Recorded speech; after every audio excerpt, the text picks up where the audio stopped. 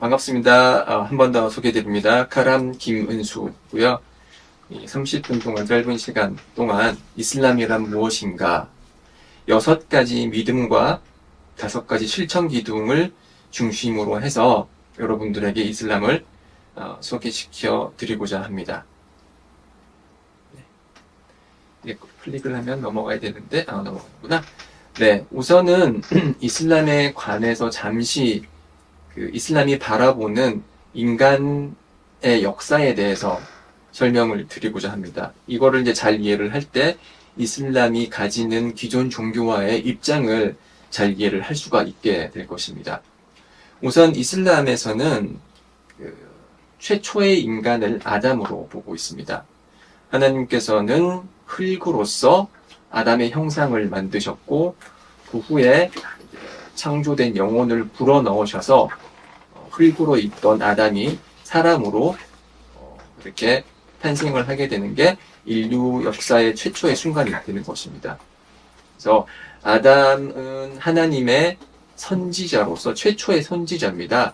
최초의 선지자로서 자신들의 후손들에게 하나님의 존재를 알리고 그리고 그분만을 경배하라는 그런 메시지를 전했죠. 자, 그래서 많은 아담 이후에 많은 이제 인간 후손들이 이제 번창을 하기 시작을 했고, 그 이후에 가장 잘 알려진 노아라는 그런 인물이 하나님의 사도가 등장을 하게 됩니다. 이분은 이제 선지자보다는 약간 높은 개념의 사도로서 인류의 최초의 사도로서 그런 역할을 하게 됩니다. 그래서 노아의 방주 사건이 있었고 불신자들과 그리고 무슬림들 믿는 사람들을 이제 노아의 방주에 태움으로써 커다란 이제 사건의 주인공을 이제 맡은 분이 이제 노아라는 분이시고 노아 역시 아담과 마찬가지로 하나님을 믿는 무슬림으로 저희들은 보고 있습니다. 그러니까 선지자나 아니면 사도 모든 분은 하나님께 복종하는 그런 무슬림이라고 저희들은 인식을 하고 있습니다. 그렇게 이제 노아의 후손들이 이제 또 번창을 했고, 중요한 인물, 아브라함이라는 분이 나옵니다. 이 아브라함이라는 분은 이제 하나님께서 선택을 하신 위대한 사도 중에 한 명이고, 5분의 위대한 의지의 소유자라는 오룰 아즘이라고 아랍어로 얘기를 하는데요. 위대한 의지를 지닌 5명의 사도 중에 한 분으로서 모든 이제 선지자들의 아버지라는 별칭을 가지고 있습니다. 그래서 이분은 굉장히 중요하신 분이시고 이슬람에서 관점에서 봤을 때 이슬람은 아브라함의 종교다 그렇게 얘기를 하고 있거든요. 밀라투 이브라힘, 아브라함의 종교다 그렇게 얘기를 하는 이유가 지금 이제 다음 설명에서 나올 텐데요. 아브라함께서 이제 낳으신 2명의 아들이 있습니다. 이스마일이 있고 그리고 이삭이 있습니다. 아랍어는 이삭인데요. 이제 한글로는 이삭이라고 해서 이 2분의 아들이 아브라함 계통의 그런 종교를 잇는 중요한 역할을 하게 됐고요. 그래서 이삭을 통해서 이삭의 후손들 중에 중요한 분이 바로 모세죠. 모세는 이제 하나님으로부터 타오라라는 성서를 받습니다. 한글로는 이제 토라라고 하고 모세오경이라고도 하는데요. 이 모세가 받은 타오라를 기초로 이제 유대교가 성립이 되는 것이고, 그래서 이삭의 후손인 모세는 유대교의 그런 선지자로서 역할을 하게 되는 것이고, 모세가 하나님으로부터 성서를 받았음에도 불구하고 계속 사람들이 이제 방황을 하게 되고, 특히 유대인 같은 경우는 기존에 내려진 그런 하나님의 메시지를 왜곡을 해서 자신들의 그런 선민 사상을 강조하는 모습을 보이게 되고 올바른 길로부터 멀어지게 되자 하나님께서는 또 모세 이후에 예수라는 분을 선택을 하셔서 그분에게 인지일, 즉 복음이라는 그런 성서를 내리셨습니다. 그런 말씀을 주셨고, 이 예수가 가진 말씀에 기초해서 기독교가 탄생을 하게 됩니다. 자, 이삭의 후손들을 통해서 유대교와 기독교가 나왔다면은 이 남아있는 이스마엘의 후손을 통해서도 거대한 하나의 종교가 발생을 하게 되는데 그게 바로 무함마드를 통해서 실현되는 이슬람이라는 종교가 탄생을 하게 됩니다. 그래서 무함마드가 받은 성서의 이름은 꾸란이죠. 모세가 받은 것은 타우라, 예수가 받은 건 인질, 그리고 무함마드가 받은 것은 꾸란입니다. 그래서 잘 살펴보시면 아시겠지만은 이게 전 세계의 3대 종교, 이제 불교를 제외한 아브라함 계통의 계시 종교는 바로 이삭과 이스마엘의 아버지인 아브라함부터 비롯되는 그런 종교라고 할 수가 있는데요. 그래서 이슬람은 기존에 있었던 유대교와 기독교의 메시지를 확증하면서도 기존에 있었던 그런 왜곡과 잘못된 부분을 바로잡는 그런 역할을 하기 때문에 이제 무슬림들은 이슬람이 기존에 있었던 그런 계시 종교를 확증하는 마지막 진리라고 보고 있습니다. 그래서 이슬람의 언어적 의미를 한번 살펴보자면요. 이게 아랍어로는 이렇게 생겼습니다. 알-이슬람이라고 하면 언어적으로 순종, 복종이라는 뜻을 지닙니다. 이슬람이 복종하는 존재는 하나님, 아랍어로는 알라라고 합니다. 알라, 하나님 한 분에 대한 순종과 복종을 하는 것이 이슬람이고요. 그런 이슬람은 하나님께 이제 순종을 함으로써 저희들은 바로 밑에 나오는 아살람을 얻게 되는 것입니다. 이슬람을 통해서 아살람을 얻게 되는데 아살람이라 그러면은 평화거든요. 평화와 안녕입니다. 그래서 이슬람 하나님께 복종하고 그분의 존재를 인정하고 그분께 순종함으로써 저희는 이제 내면의 평화와 안녕과 평화를 얻게 되는 것이죠. 그렇게 이슬람은 이제 하나님께 순종하고 내면의 평화를 추구하는 종교인데 이러한 이슬람을 믿는 사람들을 지금 보시는 것처럼 무슬림이라고 얘기를 합니다. 무슬림이라 그러면 이슬람 신자를 뜻하는데요. 기본적인 언어적인 의미는 이제 이슬람을 하는 사람, 즉 순종하는 사람, 즉 하나님께 순종하는 사람을 무슬림이라고 얘기를 합니다. 그래서 이전에 있었던 모든 진정한 신앙인들은 이슬람의 관점에서 봤을 때는 무슬림입니다. 그래서 아담도 무슬림이고 노아도 무슬림이고 아브라함, 모세, 예수 모두 무슬림입니다. 무함마드 역시도 무슬림이었고요. 그래서 이슬람의 뜻은 이렇게 하나님에 대한 복종과 순종을 뜻합니다. 자, 그러면은 이 복종과 믿음을 이제 하나님에 대한 그런 순종의 믿음을 저희들이 어떻게 가질 수 있냐? 이슬람에서는 6가지 핵심 믿음을 얘기를 하고 있습니다. 이 6가지 핵심 믿음 중에 어느 한 가지라도 믿지 않을 경우 그 사람은 무슬림이 될 수가 없는데요. 이 이슬람의 믿음을 얘기를 하는 하디스가 있습니다. 이 하디스라 그러면은 무함마드의 언행록을 뜻하거든요. 무함마드께서 하신 말씀과 행동을 기록한 것을 하디스라고 얘기를 합니다. 그래서 이슬람에서 유명한 가브리엘 천사의 하디스라고 있는데요. 이제 가브리엘 천사와 무함마드께서 나누신 그런 대화를 기록한 하디스가 있어요. 그래서 이 하디스를 통해서 이슬람의 핵심 믿음이 드러나게 되는데 가브리엘 천사는 잘 아시다시피 기독교에서도 커다란 위치를 지니고 있고 이슬람에서 역시도 가브리엘 천사는 하나님의 계시를 인간에게 전달하는 역할을 하게 됩니다. 그래서 가브리엘 천사가 어느 날 사람의 형태를 하고 메디나에 출현을 하게 됐습니다. 그래서 이 사건을 이제 전달을 하는 사람이 오마르 빈 al-ख़त्ता비라고, 오마르는 이제 보통 오마르라고 알려져 있는데 4대 칼리파 중에 제2대 칼리파를 지니신 굉장히 유명한 신앙인이신데 그 오마르가 전하는 말씀이 있어요. 그래서 여느 때처럼 그 무함마드와 그분의 교우들 이 한 자리에 앉아 있었는데 어떤 한 남자가 출현을 했습니다.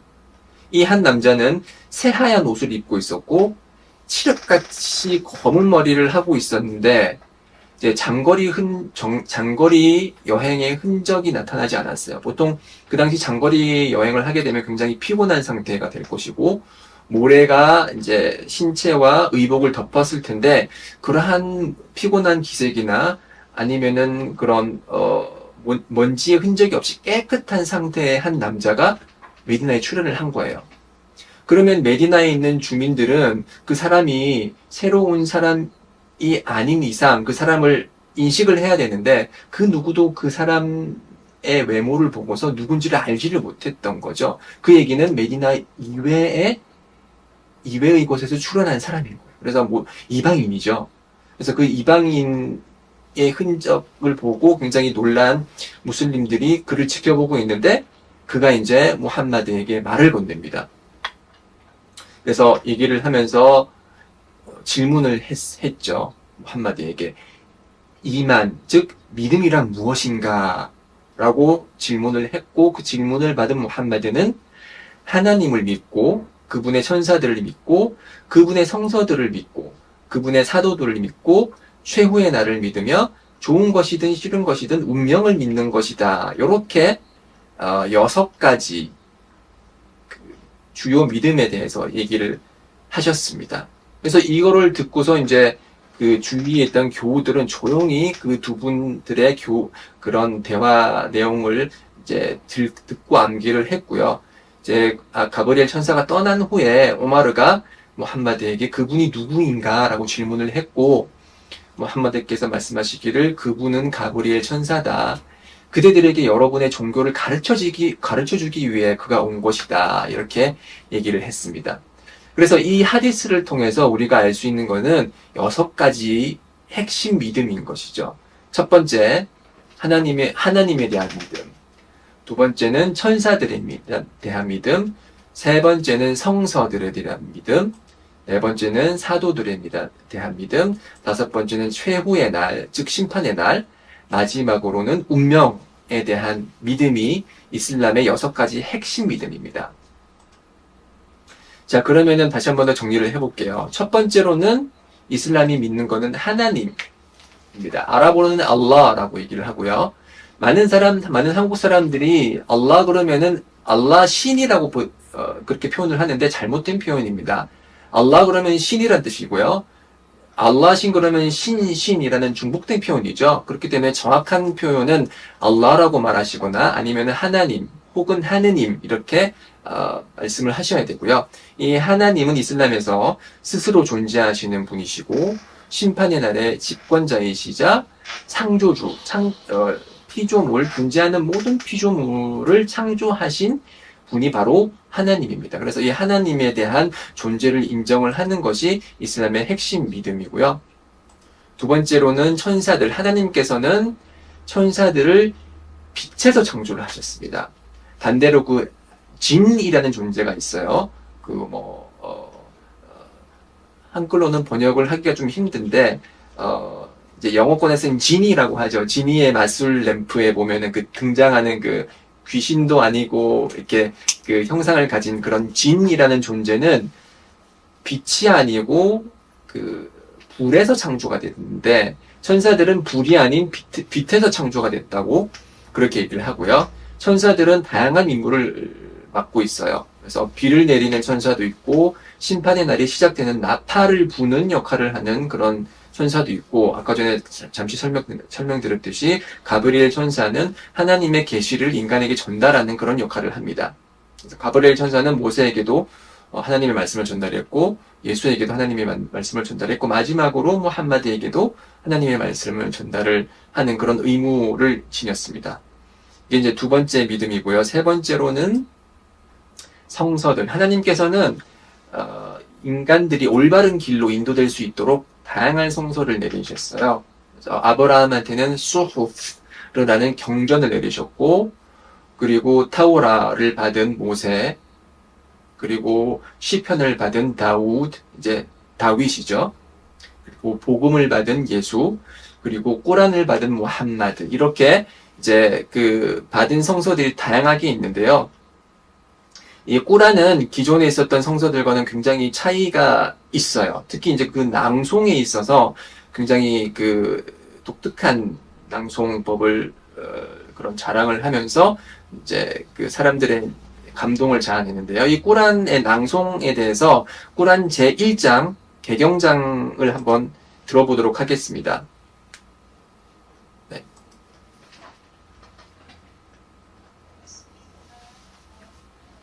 소리가 나와야 되나요? 소리가 나와야 돼. 줌으로는 가겠죠.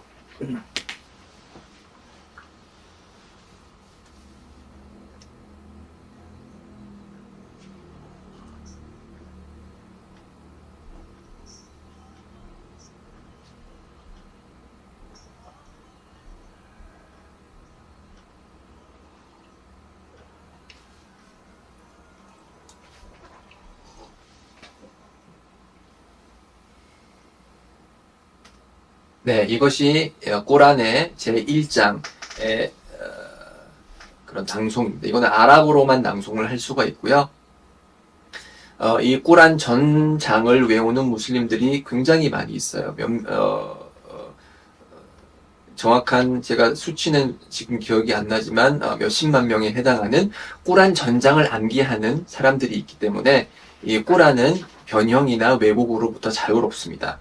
왜냐하면 모든 무슬림들의 마음속에 지금 모든 무슬림이 아니고 이제 꾸란을 외운 사람들의 마음속에 꾸란이 암기되어 있기 때문에 누군가가 그거를 왜곡을 하거나 삭제를 하거나 추가를 하려고 할 때 그 사람들이 이건 잘못된 거다라고 이제 지적을 할 수 있기 때문에 꾸란은 심판의 날이 될 때까지 계속해서 보존을 받을 유일한 성서가 되는 것입니다. 네. 이제 네 번째 믿음으로는 사도들에 대한 믿음. 하나님께서는 인간들 중에서 가장 그 위대하신 분들, 위대하신 사람들을 선택을 해서 그분들이 하나님의 말씀을 전달하도록 하셨는데, 앞에서 보신 것처럼 노아와 아브라함과 모세와 예수, 무함마드 등 이제 사도들, 알려진 사도들이 있고요. 알려지지 않은 사도들이 있습니다. 그래서 하디스에 의하면은 사도들의 총 숫자는 약 300명이라고 그래요. 313명이라고 그렇게 얘기를 하고 있고요. 그리고 사도들보다는 약간 낮은 위치에 있는 그런 선지자들 같은 경우는 12만 4천 명으로 굉장히 많은 숫자를 나타내고 있고요. 이 이제 꾸란에 의하면은 모든 공동체에는 하나님의 사도들이 보내줬다 그렇게 얘기를 하거든요. 그래서 우리들에게 잘 알려진 사도가 있는 반면 이제 잘 알려지지 않은 사도들이 있다. 그리고 무슬림들은 이 모든 사도들의 존재를 믿는다. 그리고 그분들께서 하나님의 메시지를 제대로 전달하셨다라고 믿는 것이 이슬람의 믿음입니다. 다섯 번째 믿음은 이제 심판의 날에 대한 믿음인데요. 아까 전에 잠깐 소개드렸듯이 심판의 날이 다가오면은 나팔이 두 번 불립니다. 첫 번째 나팔이 불리면은 거기에 살아있던 모든 생명체들이 죽음을 맞이하고요. 그리고 두 번째 나팔이 불리면 기존에 죽어있던, 무덤에 묻혀있던 아담부터 시작을 해서 그 당시에 있었던 모든 인간들이 다시 부활을 하게 됩니다. 다시 부활을 하게 돼서 자신들이 현세에서 행했던 선행과 악행에 대해서 심판을 받을 것입니다. 그래서 선행이 악행보다 무거운 자는 천국에 들어가게 되고 악행이 선행보다 더 무거운 자는 지옥에 들어가게 되는 그 날이 바로 심판의 날이고 그 심판의 날이 반드시 도래할 것이다 라는 것이 이슬람의 믿음입니다. 마지막으로는 운명에 대한 믿음인데요. 저희들에게 발생하는 모든 좋은 일과 나쁜 일은 하나님께서 운명으로 기록을 했기 때문에 발생을 한다라고 저희들이 믿고 있고요. 하나님께서 하늘과 땅을 창조하기 5만 년 전에 앞으로 일어날 모든 일을 기록을 하셨다. 그것이 바로 운명인 것이고 이 운명에 따라서 좋은 일과 나쁜 일 모든 것이 발생을 한다라고 믿는 것이 이슬람의 여섯 번째 믿음입니다. 자, 이렇게 저희들이 6가지 믿음을 믿었다고 했을 때 그것으로 끝나느냐? 그렇지 않습니다. 이슬람에서는 믿음뿐만이 아니라 실천도 굉장히 중요해요. 이제 뭐 기독교 같은 경우는 이제 믿음을 굉장히 강조를 하면서 실천은 부수적인 것이라고 얘기를 하는 모습을 보이는데, 이슬람에서는 믿음과 실천은 함께 갑니다. 믿음이 있기 때문에 실천을 하게 되고, 이 선행을 통해서 믿음이 또 올라가게 되고, 이 올라간 믿음으로써 더 많은 실천을 행하게 되는 이 선순환의 역할을 가지는 게 이슬람에서 바라보는 믿음과 실천입니다. 예를 들어서 누군가가 나 너 사랑해 라고 얘기했을 때 말로만 이렇게 얘기하잖아요. 뭔가 증명할 수 있는 뭐 선물을 준다거나 아니면은 다른 액션을 취함으로써 자신의 사랑하는 감정을 증명하듯이 저희들의 그 믿음 역시도 마음속에 있는 믿음을 실천으로서 그리고 행위로서 증명할 수 있는 것이 이제 이슬람에서 말하는 그 실천의 의미인데요. 실천은 이제 중요한 5가지 필수 요소가 있어요. 이슬람의 실천은 5가지 중요한 실천 요소가 있는데요. 이거를 이제 5가지 기둥이라는 하디스로 불립니다. 여기서 말하는 기둥이라는 것은 이제 건축물의 기둥을 이제 빗대서 표현을 한 건데요. 건축물이 기둥이 없이는 무너지듯이 이슬람이라는 집 역시도 5가지 실천 기둥이 떠받들고 있는 것이고, 이 5가지 기둥 중에 어느 하나라도 부실할 경우에는 이슬람이 제대로 그 집이 제대로 존재를 할 수가 없다. 무너져 내릴 수 있다. 라고 이제 얘기를 하는 게 이슬람의 그런 5가지 실천 기둥입니다. 자, 이 5가지 실천 기둥을 전하는 하디스는 이븐 오마르라는 이분이 전하고 있는데요. 이븐 오마르는 이븐 그러면은 이제 아들이라는 뜻이거든요. 오마르의 아들이에요. 첫 번째 그 6가지 믿음을 전하던 오마르의 아들인 이븐 오마르가 이 실천 기둥에 대해서 얘기를 하고 있습니다. 그래서 하나님의 사도 무함마드께서 말씀하시기를 이슬람은 5가지 기둥 위에 세워져 있는데 그게 뭐냐? 첫 번째, 하나님 이외에는 경배받을 존재가 없다. 그리고 무함마드는 하나님의 선지자임을 증언을 하는 거예요. 그래서 이 증언이라는 것은 마음으로서 확신을 하고 이 혀로서 자신의 그런 신앙을 고백을 하고 증언을 하는 것이 이제 첫 번째 행위고요. 이것이 이제 5가지 실천 기둥의 첫 번째고요. 두 번째는 이제 예배를 드리는 것입니다. 이 자신의 믿음을 이제 행위로서, 이 혀로서 표현을 했다면, 이제 사지로서, 온몸으로서 예배를 드림으로 인해서 자신의 그런 믿음을 표시를 하고, 그 믿음을 더 강화하는 역할을 하는 것이 이제 하루 5번 예배이고요. 그래서 하루 5번 예배에 대해서 어떤 사람들은 굉장히 질문들을 많이 하세요. 이 바쁜 이 한국 사회에서 어떻게 예배를 드리냐라고 얘기를 하지만, 저는 이렇게 답을 해요. 그 하루 3번 저희가 밥을 먹을 때 한 끼마다 30분 쓰면 1시간 30분을 저희들이 신체를 위한 신체의 양식을 제공하기 위해서 1시간 30분을 쓴다고 했을 때, 저희들은 하루 5번 예배를 드릴 때 예배 한 번마다 10분 걸리거든요. 그러면 50분 동안 저희의 영혼의 양식을 제공하는 그런 50분이 신체의 양식을 제공하는 1시간 반보다 더 소중한 것이다. 라고 얘기를 하면서 이제 바쁜 사회에 잊혀질 수 있는 하나님의 존재를 잊을 법할 때마다 저희는 예배를 통해서 하나님을 떠올림으로써 그분과 더욱 가까이 지내게 된다라는 그런 말씀을 이제 드리는 것이죠. 그래서 예배가 있고 이제 3번째로는 자카라고 해서 제가 이제 다음 페이지를 통해서 다 설명을 이제 드리도록 하겠습니다. 자카가 있고 4번째로는 라마단 단식. 이제 1년에 한 번 하면 라마단 단식, 그리고 성지순례, 이것이 이제 5개인데요. 그러니까 첫 번째 신앙선언, 아랍어로는 샤하다라고 얘기합니다. 샤하다라고 얘기를 하고요. 이제 아랍어로는 라 일라하 일랄lah 와 무함마두 라술ullah, 이런 신앙선언을 함으로써 이 사람은 그때부터 무슬림이 되는 거예요. 그래서 이 신앙선언은 반드시 혀로서 하는 이제 실천 행위 중에 하나고요. 그리고 2번째로 설명을 드렸듯이 하루 5번 예배, 드리는 것이고요. 이 원래는 이제 예배가 처음에 의무화됐을 때는 50번의 예배가 의무화가 됐었어요. 그래서 그 무함마드께서 이제 승천을 하시면서 만나게 되는 이제 여러 사도들 중에 이제 모세를 만나게 되는데 이제 하늘에서 모세를 만나게 돼요. 그 이제 다 50번의 예배가 의무화됐다라는 거를 이제 모세에게 얘기를 하니까 무함마드여 다시 돌아가라. 내가 너 이전에 그대 이전에 신앙인들을 통해서 경험을 해봤지만 50번은 견뎌낼 수 없을 것이다. 이거를 감소시켜달라고 하나님께 요청을 해라라고 해서 무함마드는 다시 올라가서 40번으로 예배의 숫자를 줄였어요.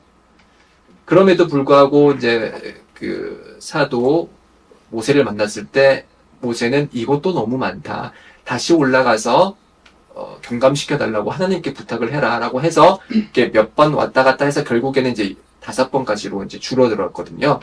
그래서 저희들이 5번 예배를 드리지만 그 보상은 50배가 있다라고 저희들은 그렇게 믿고 있습니다. 그리고 세 번째로 자카트가 있는데요. 자카트는 잉여 수익의 2.5%를 1년에 한 번만 희사를 하는 것입니다. 이거는 이제 의무 희사금이라고 하는데요. 이웃 종교인 기독교에서는 이제 11조라고 해서 10%지만 그걸 이제 매주 이제 내는 것이지만 이슬람에서는 매주가 아니고 1년에 한 번만 그것도 이제 쓰고 남은 돈의 2.5%만을 의무 희사금으로 내고요. 의무 희사금이 아닌 자발 희사금은 언제든지 형식에 구애받지 않고 낼 수가 있습니다. 네. 그리고 이제 네 번째로는 라마단 단식이라고 해서 이제 이슬람력 9월 달에 해 뜨기 전부터 해 질 때까지 한 달에 한 번씩 단식을 하는 것이고요. 해가 지고 나서는 얼마든지 먹고 마실 수 있습니다. 그래서 해가 뜨기 전에도 저희들은 먼저 일어나서 이제 수호로라는 음식을 먹거든요. 그래서 이른 아침을 먹고 늦은 저녁을 먹는 거기 때문에 사람들이 생각하는 것처럼 그렇게 어려운 단식이 아닙니다. 점심 한 끼 굶는 거라고 그렇게 보시면 되고요. 그래서 아침을 빨리 먹고 저녁을 늦게 먹되 이제 점심을 굶는 그런 이제 라마단 단식을 함으로써 저희들이 허약한 존재임을 알고 음식이 없어서 고통받고 있는 가난한 사람들의 그런 마음을 저희들이 헤아릴 수 있게 되는 그런 계기가 되는 게 라마단 단식이라고 보고 있습니다. 그리고 마지막으로 이제 성지순례. 이 성지순례는 이슬람력 12월에 메카에 있는 여러 성지들을 이제 순례하는 의식인데요. 이거는 이제 일생 동안에 단 한 번 경제적 능력과 신체적 능력이 있는 사람들에 한해서만 의무사항이 되고요. 나이가 많아서 움직일 수가 없다, 돈이 없어서 여행을 못한다라는 분들에게는 의무사항이 아닙니다. 그래서 일생 동안에 단 한 번만 하면 그런 되는 그게 실천 사항이고요. 네. 이슬람은 이제 세계에서 두 번째로 큰 종교고요. 기독교 이후에 이제 그 무슬림들의 존재가 이제 약 13억, 지금은 뭐 16억 정도라고 얘기를 하고 있고요. 굉장히 커다란 대종교지만 유독 이슬람은 한국에서는 아직 아직 소수 종교로 남아 있고요. 네. 그리고 이슬람은 보통 사람들이 생각하는 중동만의 종교가 아닙니다. 이렇게 보시면 아시다시피 이제 아시아에서 절반 이상의 무슬림들이 이제 존재하고 있고, 인도네시아, 말레이시아는 인구 대국이기 때문에 솔직히 중동은 어찌 보면 소수에 해당을 하고요. 그 다수는 아시아 민족과 그리고 아프리카 민족들이 믿는 종교가 이슬람입니다. 그래서 중동만의 종교가 아니라 저희 이슬람의 믿음은 전 인류를 위한 종교다라고 저희들은 믿고 있습니다. 한국의 성원들은 이제 서울을 비롯해서 부산, 광주, 전주, 안양 성원 약 20개 성원들이 있고요. 임시 예배소는 100개가 넘게 많이 건립이 되어 있습니다. 자, 이것이 제가 지금 준비한 약 40분 분량간의 이슬람에 관한 소개고요. 하나님의 평화가 여러분들에게 깃들기를 바라면서 이만 저는 마치도록 하겠습니다. 동정해 주셔서 감사드립니다.